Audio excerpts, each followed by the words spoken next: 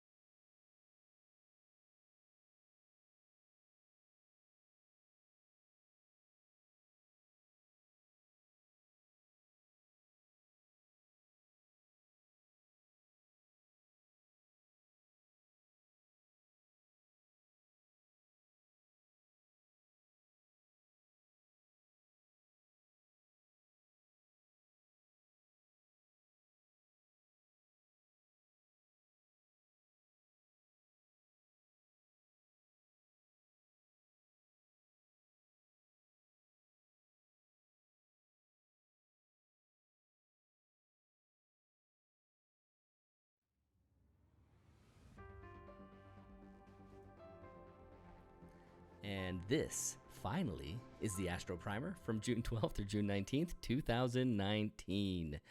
Oh my God. So were you guys enjoying my pantomiming?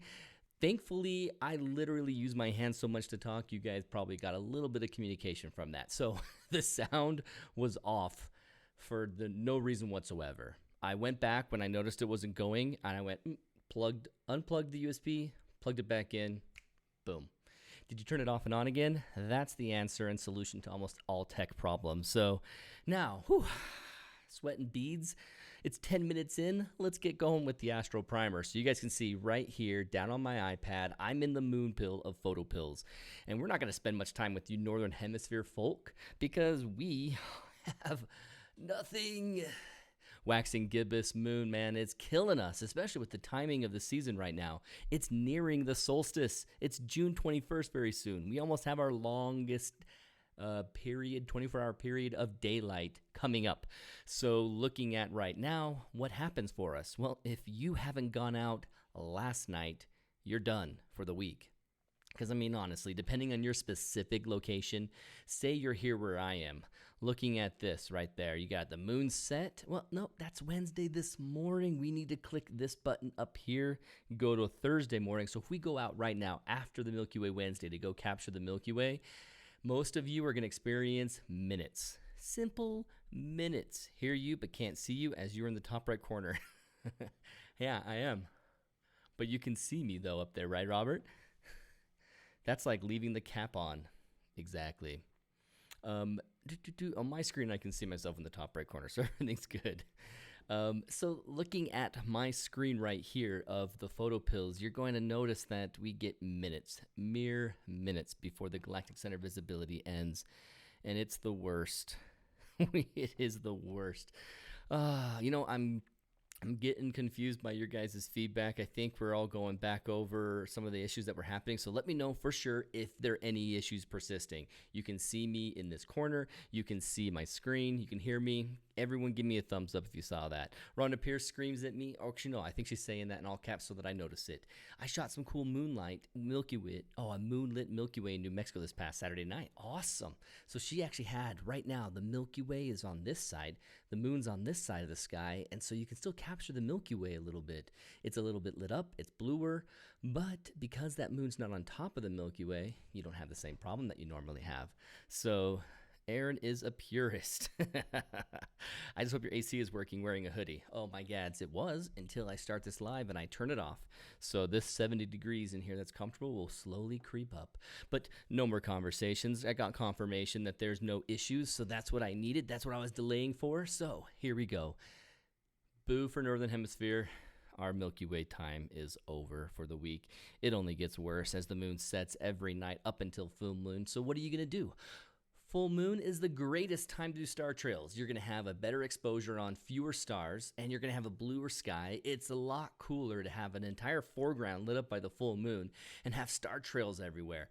So this is our glory time for star trails. But what if you're over there, say in Canberra, Australia? Man, you guys are lucky down there. Of course, you're also experiencing your winter, and it is not the greatest. So I want to mention something real quick. You might notice that last week or 2 weeks ago, I had an issue where I was seeing how the time zone was so crazy. It's because of a setting on here. I accidentally left this auto detect off. And when you have auto detect off, it doesn't auto detect the location that you changed it to for that time zone. So it'll keep your time zone, but change your location. So it kind of gives me the information Australia, but then puts it in a time zone based on where I am here right now in mountain time zone. And so if you accidentally do that, make sure you check here. So say you want to change your position, you can turn off auto update and change your position. And choose a spot like Canberra, which I seem to always flub when I'm on live. And then make sure that your date down here, the auto detect, is on. So now I hit done, and now I can see exactly what's going on in the southern hemisphere and see that, oh man. Let's go back to tonight. So what they're experiencing right after Milky Way Wednesday, they go out there. It's 1:21 a.m. at moonset and 5:38 a.m. for visibility ends. Everyone gave me a thumbs up. That's awesome. Thank you guys for doing that, because I was concerned that I might be talking to myself again. What a pain it has been for 10 minutes in. But looking at this, if you're in the southern hemisphere, you've got it made. Not only is it a great time for panorama Milky Way, but that moon gets out of the way with 4 hours to go. 1:30 to 2:30, 3:30, 4:30, 5:30. 4 hours of Milky Way.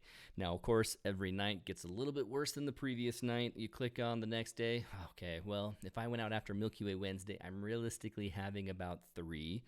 And then Friday morning, I'm having about 2. Saturday morning, I'm getting an hour. And then, oh man, okay, if I go out Saturday night to Sunday morning, realistically, nope, nothing. Unless I'm out there catching Rhonda Pierce's moonlit Milky Way. That is going to be a problem, because what's 1 solitary minute between that? And so that's a bummer. But you know what? You guys know the hemisphere and the southern hemisphere, you're going to have lots of opportunity for star trails this week. And so there's no reason not to get out there with your camera unless you have clouds like we have been plagued with here this year. Oh, gad. So it has been a challenge. But remember, full moon's coming up. And June 20th to 21st to 22nd, those 3 days leading into the solstice. I mean, the solstice is the 21st. That's the summer solstice for the northern hemisphere. And it's the longest day of the year, which also brings with it a curious thing about how the sunsets are longer, just a little bit longer. It's like they last longer. The way that they transition from the twilight periods to night is just a longer period of time. And with those extra minutes you gain with the sunset, it feels and seems rather long. Brendan and I were traveling from Utah to Oregon, and we were going west, driving west into the sunset towards the Salt Flats. And it seemed like it never ended until we got to Wendover. It's just that sunset was going and going. We saw it getting good from Salt Lake, and it was still good at Salt Flats 2 hours later nearly. So yeah, long color in the sky, a long pre-sunset glow, a long sunset moment, and a long sunset afterglow is possible. So go somewhere cool for that. Someone beat me to it. Hashtag embrace the clouds. Oh, looks like my iPad has decided to bail, and I don't have it on the screen anymore, but we won't need it again this episode. So let's get rolling with the rest. That's the Astro Primer for June 12th through June 19th, 2019. It's Milky Way Wednesday time. Milky Way Wednesday.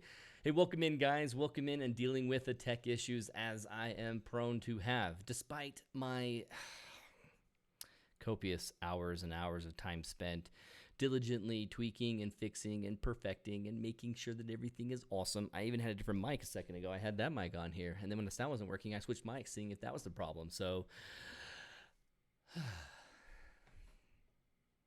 all I can say. It's live streams. What a pain. But today we're going to talk about a success story in Escalante. If you saw the title of this, Rootscalante is celebrating an image that was the favorite image of William DePaulo, who came out with me last week at Escalante for a workshop. And man, did we have an experience together. It's just, let's put it into perspective. Some of you here, maybe tonight, give me a word if you have. Okay, if you are, I'll say are, not have. If you are a complete and utter beginner in Milky Way photography, and not only is this year your first year doing it, but you're actually going to have your very first Milky Way captured this month, next month, or the month after that. So the month after this, the month before, or the month right now, is this your first Milky Way you've ever captured? Mention that in the comments because I'm really curious. Audio is not matching up with the video, LOL. Now, I actually tweaked it so that it would match up perfectly, but maybe it changes every time. That is really sickening. So with my feed, I'll just go ahead and show you guys.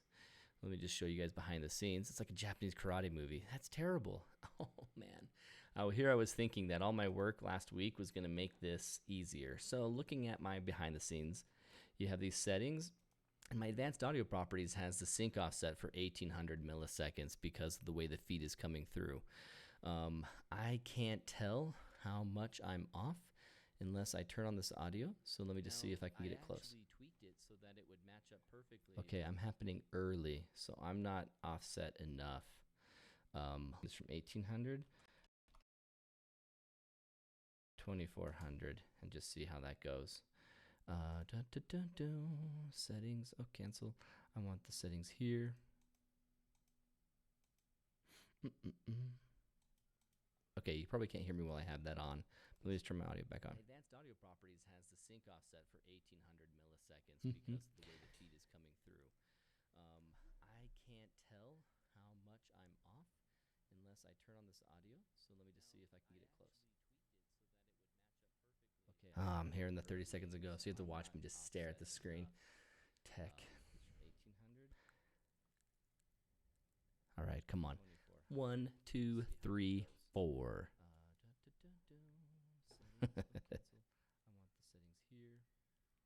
Keep going, please, Mike Spivey says.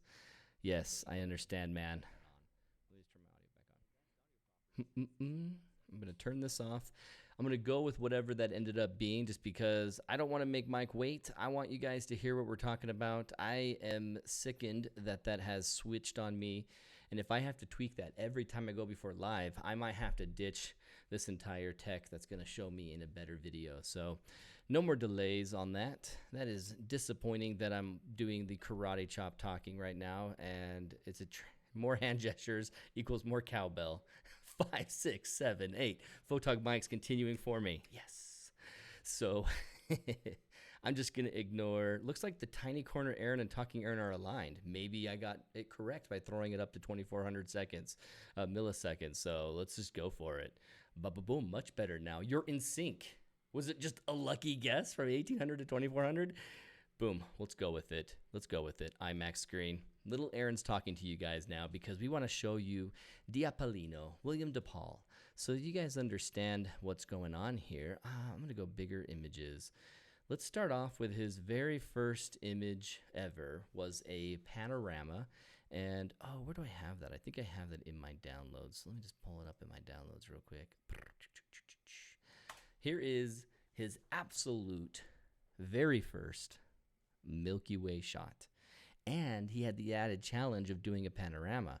He had a 14 millimeter pano, and we weren't in a most ideal scenario of panorama in this location, but we went for it and tried it out, and it was just unique and curious, and there's a lot of headroom.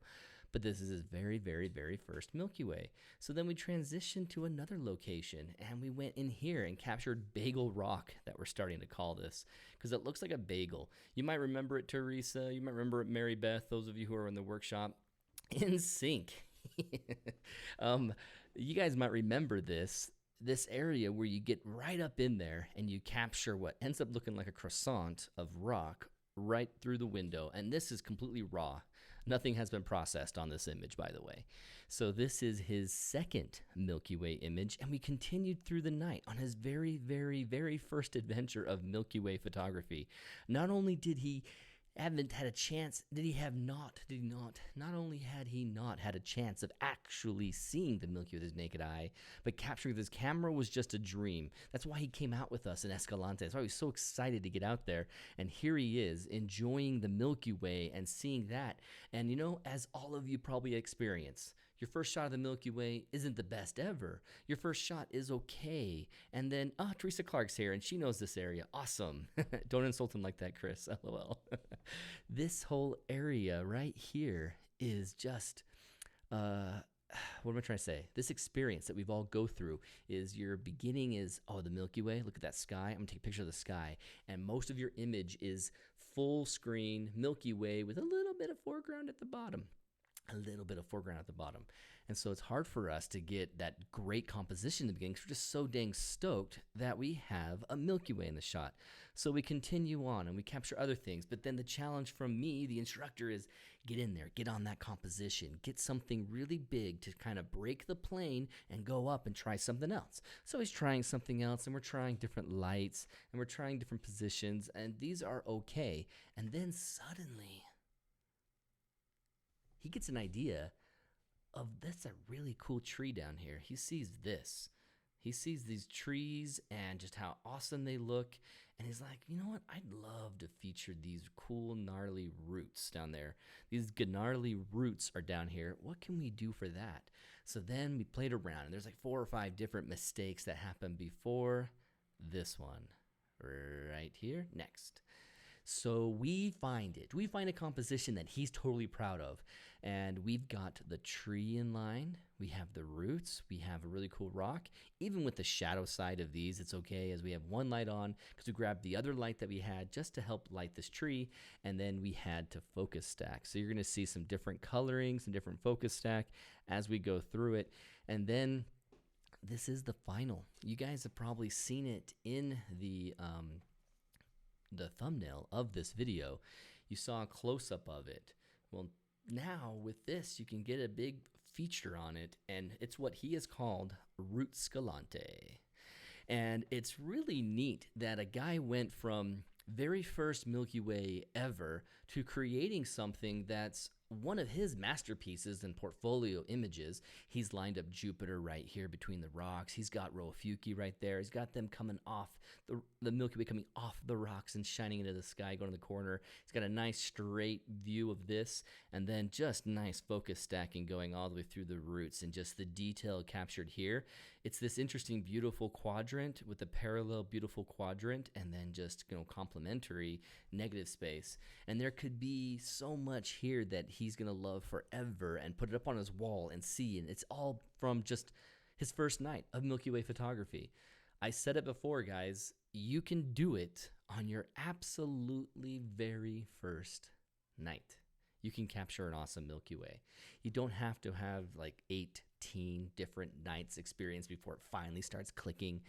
You just need to have the right direction of exposure, work on your composition, and make sure that you're actually doing it while you're in the moment and you're not getting too distracted by what was so cool in the back of your LCD screen. Tweak it, try it, double check it. If we hadn't double checked and didn't see that right here, it was out of focus, he could have ended with this shot, which would have been okay. But look at how distracting that is down there. Imagine if we had left it with that versus what we have left it with. The detail in there versus this lack of detail. I even like how warm. What happened is the light was turned on for a quick second, low level lighting. It wasn't left on constantly because it was so close to the tree. I basically just turned it on and then turned it off, and it bounced off of a more yellower rock and cast a nice warm glow right here. Really, really, really liked it. And so look at the detail as it goes up up the tree into the Milky Way, and we could have lost that entirely had we just stuck with the first image. And it was thanks to him looking and zooming in on his image and checking his focus, making him realize, okay, even at 14 millimeter, my true hyperfocal distance is about 8 feet. This seems and appears to be 8 feet. When I use the AR on photo pills, I can see that it kind of is. Is it really in focus? Well, there's elements of that tree that were poking closer towards us, and they were reaching out, and they just aren't in focus at all. Even though the stars are in focus at infinity, the tree is not. And so, we leave it at that with, man, what a great, great adventure going from complete, utter newbie to the success story of an image that he'll probably have in his portfolio for years, and it'll be a while before he ever changes that from being in his portfolio. As he builds more and more awesome images, he can swap that out and go. So William DePaulo, what a fantastic shot. We call him Diapolino. If you guys follow him at Instagram, it's at Diapolino, which is Diapalino. Follow him on Instagram. Check out his photography. Awesome guy from the East Coast who came out here to the southern Utah desert to enjoy clear, dark skies, amazing Milky Ways, and just... I was so excited. Phil Sisto says his first night's captures make him wretch. Oh my gosh. If I look back at one of my first Milky Ways, it's not great either. In fact, I didn't even have a very good lens for it. And so, I can just show you guys right now. I think I've got it right here. If I go up to Aaron, and nope. Aaron's pics, I go to 2016, and it was March of 2016. I took Brendan with me to capture my first really hardcore attempt at a Milky Way. And what did I come home with? I came home with, I think it's in this in studio folder. Yeah, I came home with this and this. So my very first Milky Way is this image. And also, I'm on this image with Brendan in it. And so you can see how I don't necessarily retch, but it's nothing compared to where we've come today. It's so cool to see the progress in myself and all of you, as I've seen a lot of you doing Milky Way photography all this whole time. So very proud of you guys. Very awesome work. So, newbies out there, hold on to your faith and hope that you just need to get out there. And if you have a camera that is a definitely old sensor, something like a T3i or something really ancient, you're going to experience more problems than you're going to experience with just a nice camera like he has. He brings in a Sony a7 III. I have a nice Canon. You guys have out there a nice Nikons. You guys got nice Sonys. You bring in a nice camera with a more modern sensor, and all you have to do is get your exposure right and your composition right, and you will love it. You don't have to have years of practice to get that awesome shot. So when you think about beginner Milky Way photographies, you think, where can I go to learn about Milky Way photography? Where can I talk to other awesome Milky Way photographers? Well, let's talk about MilkyWayPhotographers.com real quick, because I want to say, hey guys, get out here, read the article. Stanley Harper's on here. Authors like Mary Beth Kaczynski are helping us write this website, and I want to talk about the winners of our recent contests. And so we talked about this t-shirt contest and who was getting it, who was going to get it, who went through and did all the rules and blah, blah, blah, and made it and got chosen. And that was Jerry Thompson. Jerry Thompson of Utah, congratulations, man. He has won a shirt. Jerry Thompson's been following Photog Adventures forever. He's actually gone out to my silo and captured really cool shots of the silo, and now he has a tracker. So Jerry Thompson, well done winning your Milky Way Photographers t-shirt. And another giveaway that we did right overlapping with this was the Mindshift backpack giveaway, and the winner is Jeff Lassant of Texas. So hey, Jeff, well done. I think you won a 36-liter bag, and that's awesome to get one of these backpacks from Mindshift. Mine's a Mindshift bag. I hate my little rotating bottom part because I just don't use it for that reason, so I need to get a different one. And that 36 backlight liter, man, I would like that. I think that would be a sweet bag to have, and congrats on winning that. Writing as you talk. So Mary Beth is writing right now as I talk for the Milky Way Photographers website. So awesome. So guys, if you guys are completely new to photography and you're learning and you want to follow the podcast, follow us on YouTube and keep learning with other people, MilkyWayPhotographers.com is a great place to not only learn, but kind of check off some achievements like a low-level lighting shot, or a shot that I went through light pollution for, or I got a really cool rocky foreground, or I got a panorama, I did a time lapse. And these achievements you can mark off with me and get celebrated over here at the MilkyWayPhotographers.com website. So now let's talk about another beginner element of Milky Way photography. And let me make sure that I have my Photoshop in the right spot. Okay, there's that, and there's this. Okay, cool. Now I have my screen set up. Let me pop over to my Mac screen again. So here we are, Mac screen.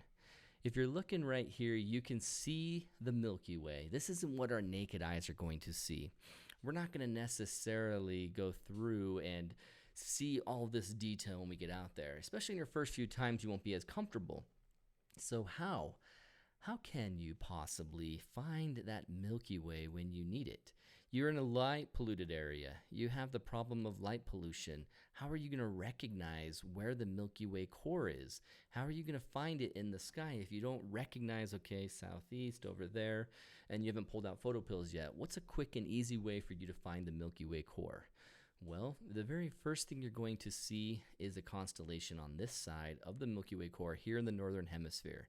And in the Northern Hemisphere, we are benefited by this constellation to really kind of give us a foreshadow. You're driving down the road, you look out the window and you see, oh, okay, there's Antares, and I can see, okay, there's Scorpius. Yep, Milky Way core is going to be there in just a little bit. Let me hurry and get in position.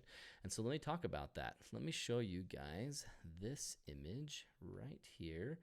I realized that it got moved over another screen, so let me pop this screenshot up. Stellarium was crashing on me before I went live, so I decided to bail on that plan of showing Stellarium. So let me just show you guys this image so you can see the constellations.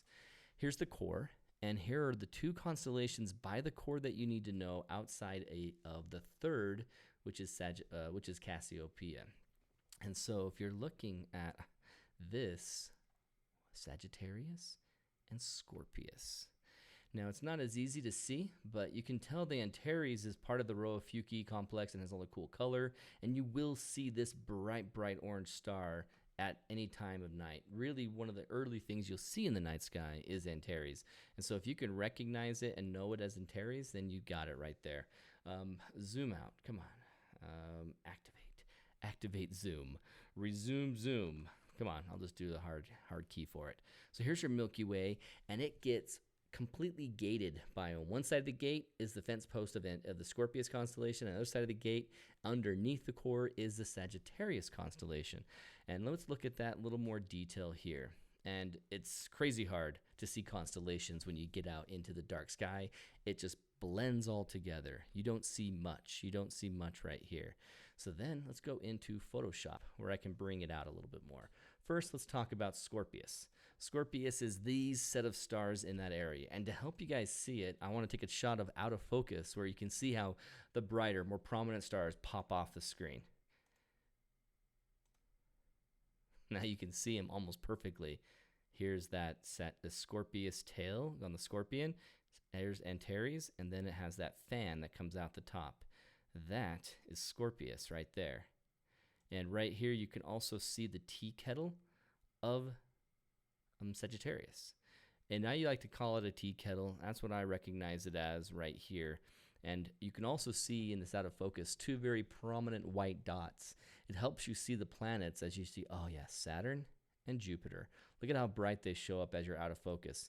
In focus, you can see Jupiter right now. At opposition, you can even make out Saturn. But then you get a little out of focus. You can see all the brighter magnitude stars show up. And then you can start to see the constellations kind of show up right here. And then seriously see the brighter stars, the planets, and the constellations completely out of focus. So let's look at these. So Scorpius, these stars that make up Scorpius, it dips underneath the Milky Way and then comes back up. And so when you see that full hook of the Scorpius constellation, you know that the Milky Way is towards vertical and towards the later part of the night. In the beginning, all you see is this. And when you see you see Scorpius and then Antares right here, you know that leads you right into the core. Before, Jupiter was right on top of the core and was over here, or Saturn was over here with the 3 stars of 3 lights of Saturn, Antares, and Mars. We could tell that this triangle meant here's the core. And you look over and you see that the core begins at this point. So even if you're in a light polluted area and you see Sagittarius or you see Scorpius, you see the Antares, you're like, okay, I can see Antares, I can see the fan going off of it. Just to the left and down, that's where my Milky Way core is going to be. Let me take a picture over in that spot. And you can also plan your composition by looking at that and saying, okay, I went too far to the right because now a tree is blocking my view of Antares. That's going to be really close to the core, so maybe I'll bring Antares inside of the tree and the framing, and I can try and get that to work. And then when you see the Sagittarius constellation happen, you can tell that this tea kettle right here is kind of following the Milky Way core as it gets higher. And so between them, you can see, okay, everything between that spot is the Milky Way core. And so this stuff right here is a quick and easy guide for you to know how it looks. Now, I was crashing everything when I was out into Stellarium, but if you went along the Milky Way core, continued all the way over on the arch, and then had this part of the Milky Way where it's more of a faded, lesser stars in that outer ring of our spiral galaxy, you see a W. And in the early evening on the northern hemisphere, we see a W facing perfectly like a W would, and that is Cassiopeia. And Cassiopeia over there is marking the other side of the Milky Way core. So when you look out at the beginning of the night and you see Cassiopeia over there, and you see Antares in the beginning of the Scorpius constellation, you know, okay, the Milky Way is either on the horizon or coming up right there. It's going to be ready for me, and let me get in position. And that's how you can quickly find the Milky Way, even if you can't see it yet, by using these constellations. These constellations are fantastic for it. So, this is a quick newbie lesson, the course of the week, so that you guys know how to take that out there with you and go. Now this week, like we said in the Astro Primer, there's just the Milky Way is in the way. It's going to be too hard to actually see anything with only minutes. And so get ready for star trails, enjoy your star trails, get out your telephoto lens and capture the moon itself. Have some fun with that because in a week, it's going to get better. So next Milky Way Wednesday, I will be here in studio live. And then the following week, I'll pre-record that one and actually get it done before I get in there. I know last week was a disappointment. Sorry about that. I apologize for that situation. But there we go. Because of the tech issues and being in here a little bit late, I'm going to go ahead and forego the mailbag, the viewer mailbag. But if you ever want to ask me a question and you want to get an answer, send an email out to me at milkywaywednesday@gmail.com. That's milkywaywednesday@gmail.com. For those of you who already have questions out there, I'm going to get to them. I'll probably do an extended Q&A session next week along with the lesson, so we'll get through a lot of stuff there. So if you have some really burning questions that you've been wanting to ask about Milky Way photography, hit me up with that at milkywaywednesday@gmail.com. So send me an email. Thanks, guys, for hanging out with me. Thanks for being here going through the tech issues. I'm going to try and keep these to only 30 minutes going forward, so hopefully you guys can have time with your family and hang out and do other things. Robert Chandler out there in London, thanks for hanging out so late with us tonight, man. I really appreciate you, buddy. And so thanks for hanging out late. It's 2 in the morning for him, so really appreciate you. Have a good one, guys, and get out there and do some fun stuff with your camera and have fun. Oh, and I didn't mention it, but Jupiter's at opposition right now, which makes it terribly bright. So if you get a telescope on there, you can see more detail. It sometimes can be too bright for an image, but it's really cool to see that at opposition when it's at full brightness and make out a lot of detail. And so Chris Whiting had an awesome shot where he got some really cool bands coloring in there on his shot. So go for it. Give yourself a challenge and capture Jupiter. So have a good one, guys. See you later. I hope you guys have a good week. And that's what I meant to hit. Hope you guys have a good week. Really been fun hanging out with you, and we'll get out there. And if you guys have some newbie images you want to share, go over to the Facebook group and share them. We'll talk about them. Have a good one. Later. Where am I hitting it? That one. That's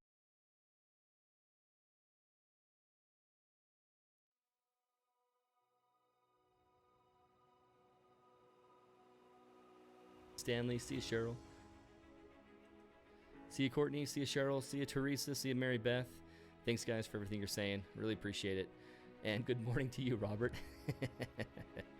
And thank you, Phil. Thanks for saying that, man. Teresa Rice got a little bit of Milky Way in Kentucky. Awesome. That's fantastic. Good night, Kathy. Thanks for watching, as always, Kathy. And Mary Beth, good luck on your article. Can't wait to see it over on MilkyWayPhotographers.com. Kirk, thanks for all those links. Good job, man. And Stanley, it was fun hanging out with you out there. I didn't get a chance to talk about you out with us at Dance Hall Rock when we got skunked, but thanks for hanging again, as always, man. So thanks, everybody. Have a good one, and